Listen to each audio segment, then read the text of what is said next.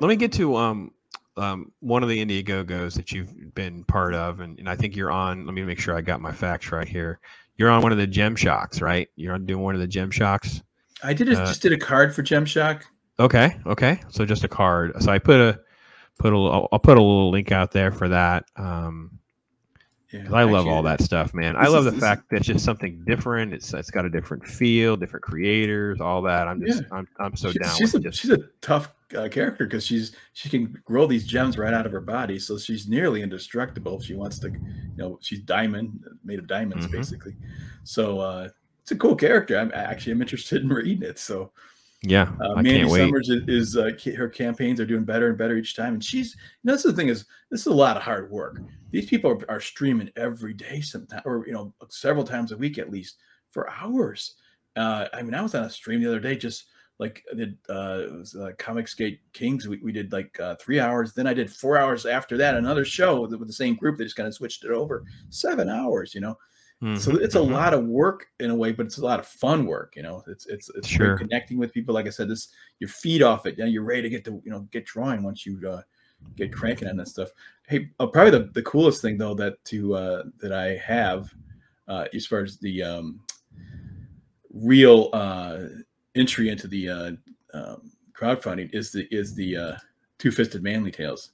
I think this has about 8 days left or something. Yeah, we're down to like the last week or so. Yeah, and it's this is the final thing. It's the cutoff, so you can't get it after this. And it's a little more expensive book, but it's like over 100 pages, I think, and hardbound now. The whole thing's going to be a hardbound copy. So if anybody wants to get me that for my birthday in a week or so, I'd be more than happy to. I'll let y'all go ahead and send that to me. The address is in the description. Feel free to send my hard copy. Graham and I were trying to sell this and say, look, Father's Day's coming.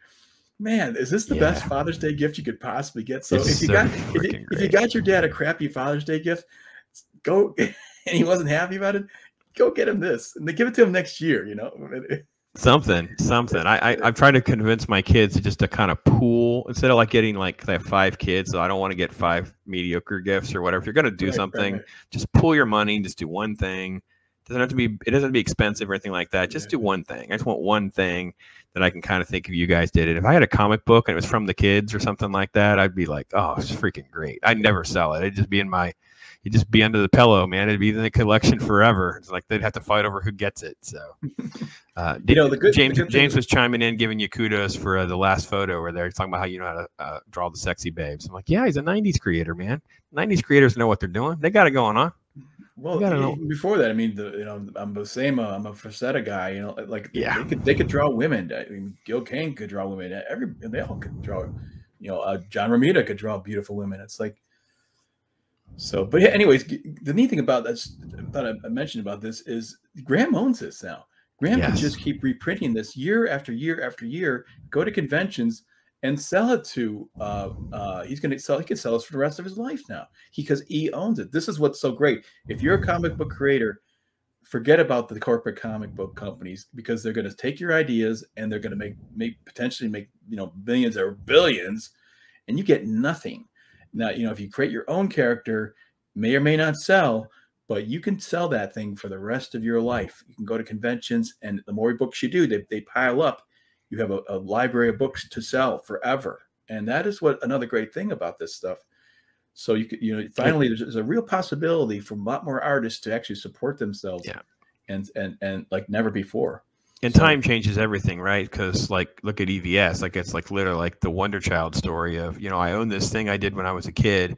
Sure, I made a little bit of money off of it. Maybe it sold some, but now because I own it, I can parlay this into an actual business model and then kind of expand out from that.